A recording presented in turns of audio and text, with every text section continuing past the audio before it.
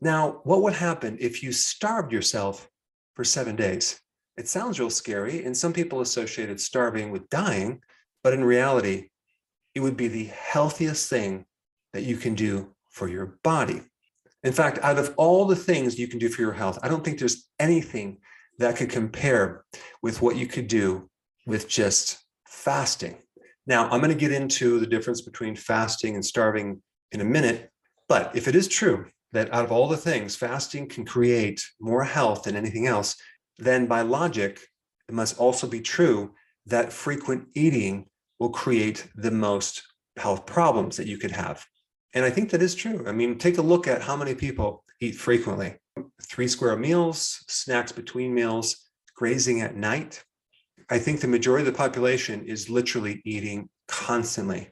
I mean, I remember in practice, there were people that would be eating so frequently, they had to even get up in the middle of the night and consume some food, or they would have blood sugar issues. I didn't know back then that low blood sugar problems, hypoglycemia, could be easily corrected by not eating so frequently. I was under this assumption, this false assumption, that you had to eat to prevent hypoglycemia. And there were just certain people that had blood sugar issues, and that's the way that you had to handle it. In fact, people that have hypoglycemia or low blood sugar could easily correct it by doing intermittent fasting. All right, so how long could a person live without water? Well, about 3 to 5 plus days. The person who took the world record at surviving without food and water lasted about 18 days, but it wasn't 100%. He was thrown in a jail and people forgot about him. And the only thing that he survived on as far as liquids was the condensation on the cell wall. I really don't know how much water there is when you have condensation, but it's probably not that much. But he lasted 18 days and someone did find him, so he didn't die. And as far as someone living without food, the person who was in the Guinness Book of World Records lasted 382 days without eating any food. Now, he drank water, tea, coffee, he took vitamins, electrolytes, and he even consumed yeast for his B vitamins and for some amino acids. A lot of people don't realize that nutritional yeast is loaded with B vitamins, amino acids, and trace minerals. So he lost a total of 276 pounds, which is 125 kilograms. He started at 456 pounds and he went all the way down to 180 pounds. So he fasted for over a year. What you have to realize is the average person who is not overweight has enough fat calories on them survive quite some time. They have about 100,000 calories. So if a person roughly weighs 150 pounds and they're burning between 1,000 to 2,000 calories per day, they have enough fat fuel to last about 67 days without food. Now, what happens when you stop eating is that there's some initial discomfort between 1 and 2 days. You might be a little bit hungry because you're not used to it. You haven't adapted to fat quite yet. You might feel a little bit weaker, but if you had some salt, electrolytes with potassium, you wouldn't be fatigued. But very shortly, by the 2nd and 3rd day, you would find that your hunger would start to go away. You will no longer have an appetite. Now, I want to talk about the difference between starving your body and fasting, because a lot of the side effects from starvation occur when you're not consuming nutrients. So when you're doing fasting, and the type of fasting I'm going to recommend, you're drinking enough fluids, you're taking your nutrients, you're just not having anything of substantial calories. Now, the body will start to starve when it runs out of fat.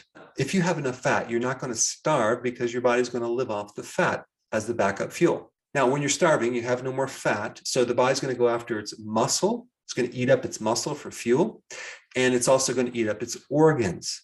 But when you're fasting, you're going to just purely burn fat. This is its purpose. I think just people have not tapped into this because there's so much food available. In fact, when you're fasting, your body protects its muscles. This is called protein sparing. Your demand for amino acids and repair goes way down. Your body becomes very, very efficient at what it does. So the main fuel with fasting is fat calories. The main fuel when you're starving is your own muscle calories and organ calories. Now, when you're starving, your appetite is just incredibly intense. You're going to be hungry for everything and you'll pretty much eat almost anything. But when you're fasting, you have no appetite because you are eating when you're not eating. You're eating your own fat reserve and it's a clean energy and you crave nothing. Now, with starving, you're going to be very apathetic, okay? But when you're fasting, your mood is greatly elevated.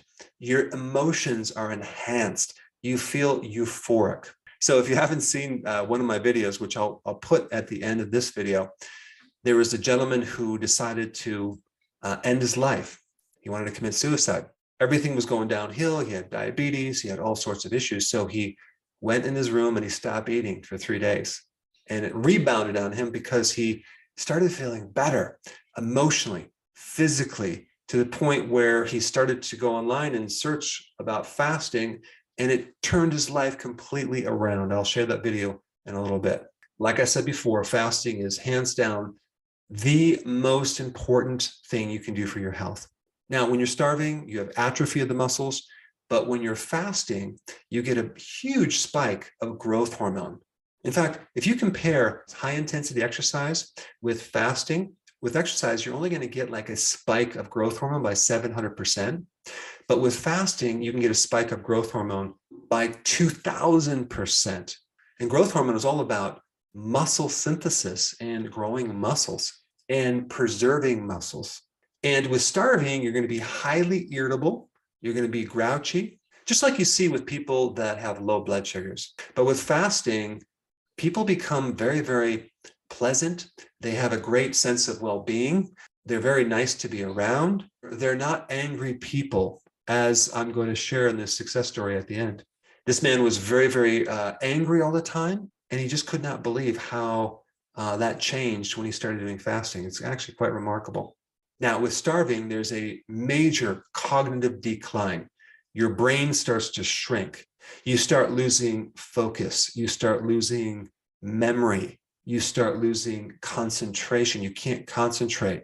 But with fasting, you have what's called neurogenesis. You start growing new nerve cells. You start growing a new brain. All sorts of very, very cool things like the brain neurotrophic factor starts increasing and you become sharper. You have a better memory. You have a lot more focus. You become a lot more creative, more aware. I mean, out of all the things you can do, what could come even close to creating these amazing effects as compared to fasting? I mean, it's just mind-blowing the positive impact that fasting can have on every single part of your body. Now, with starving, you're going to be weak, you're going to be tired, but with fasting, you stay strong and you have tons of energy.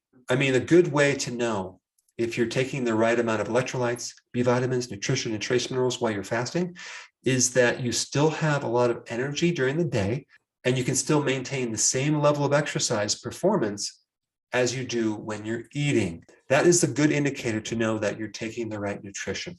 Now, with starving, you have massive nutritional deficiencies, okay? You start having deficiencies in B1, that's called beriberi, severe side effects from that. Vitamin B3, pellagra, your skin starts to get all rashy and scaly, a lot of problems. Then we have scurvy, right? No vitamin C. You start becoming extremely fatigued. You start getting bleeding gums. Your connective tissue falls apart. Your joints fall apart. And then a vitamin D deficiency, rickets. So this is where you have severe bone pain, osteoporosis. You have very, very weak bones. Not to mention a severe problem with your immune system. You become susceptible to viruses and bacteria and infections very easily. But with fasting, your immune system starts to become very, very strong. In fact, you start developing more antibodies. You start becoming resistant to viruses and bacterial infection. The stem cells in your bone marrow start to rebuild the immune system. Your body starts going into this self-regenerative recycling mode. It's called autophagy, where it takes all this damaged the proteins that are clogging everything up in your brain and your arteries and your eyes, and it starts to recycle that into new cells. So you start becoming younger by recycling the old waste And with autophagy, you are cleaning out old, dormant viruses and bacteria. I mean, how cool is that? Now, with fasting, your antioxidant networks are improved. So when you don't eat, your body makes more antioxidants. Wow, what a survival mechanism. With fasting, your insulin becomes more sensitive. And if you had a slow metabolism, your metabolism starts becoming stronger and faster. If you have metabolic syndrome where you have high blood pressure, that tends to go away. Also with metabolic syndrome, you have a belly fat. You see, if you ate nothing for 7 days, you would lose at least 4.9 pounds of actual fat. Now, when you're fasting, your microbiome, the good bacteria in your gut, start to become very diversified. They start to live longer, and you start enhancing different strains of friendly microbes. So you strengthen not just your microbiome, but the intestinal wall in your gut as well. So if you have leaky gut, you have permeability issues, that all improves. If you had allergies, those improve. If you have gut inflammation, that improves. All inflammation in the body tends to go bye-bye with fasting. And that relates to autoimmune diseases, arthritis, bursitis, tendinitis, anything related to inflammation and pain. If you have pain, that goes away too. The detox enzymes in your liver start to become strengthened. So your ability to detox improves. Your cell's ability to resist stress increases. So your cellular tolerance of stress improves. So let's say, for example, you have cancer and you have to go on chemo or radiation. Your cells resist that toxicity more when you do fasting. When you fast, you take someone from being sympathetic dominant in flight or fight mode to more parasympathetic dominant, where you're calm and you're more relaxed. And to put the icing on the cake, no pun intended, when you fast, you kill off cancer cells like crazy. If you have a tumor, the tumor starts shrinking. Out of anything that you can do for cancer, fasting is the most powerful thing you can do. The only catch-22 with doing fasting for cancer is that you have to have some fat in your body to really do it effectively. But there are some things you can do if you are thin or frail. And I'm going to put that link down below related to cancer. So I hope I convinced you to do more fasting, not just intermittent fasting, but periodic prolonged fasting. You just have to make sure you take enough nutrients while you fast, and I'll put those links down below. But here's that video that I mentioned about the guy who tried to take his own life and just stop eating for 3 days. Check it out.